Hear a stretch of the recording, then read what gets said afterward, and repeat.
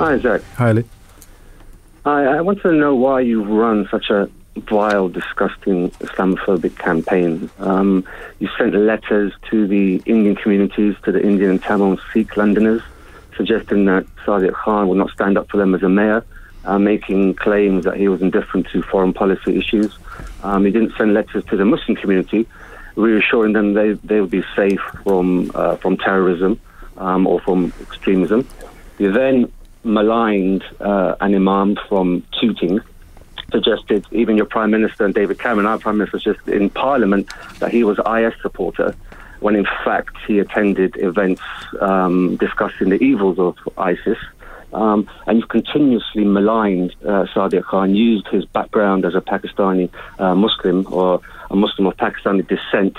And I mean, all right. I think I'll keep you on the line, but I think you've laid out the case against. Let's hear some defence. Thank you, Ali. I have to tell you, you are completely and utterly wrong. I have never referenced Sadiq Khan's religion or his ethnic background directly or indirectly. That is simply not true.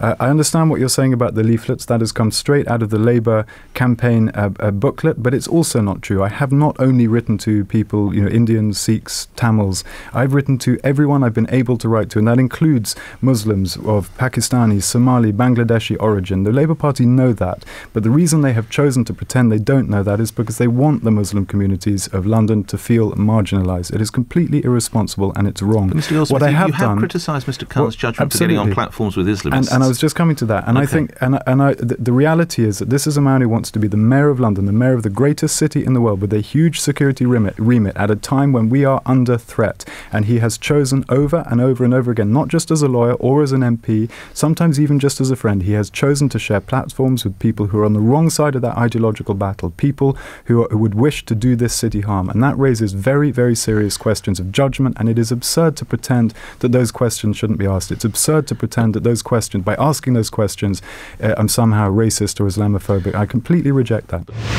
You're taking, you're shooting their fox. I'm sorry for mentioning Hitler. Why, I am, because it's caused all this nonsense. Well, say it then. I am sorry for mentioning Hitler. Well, I mean, I'm not getting into some sort of apology industry here. I'm sorry for mentioning Hitler. It's so easy.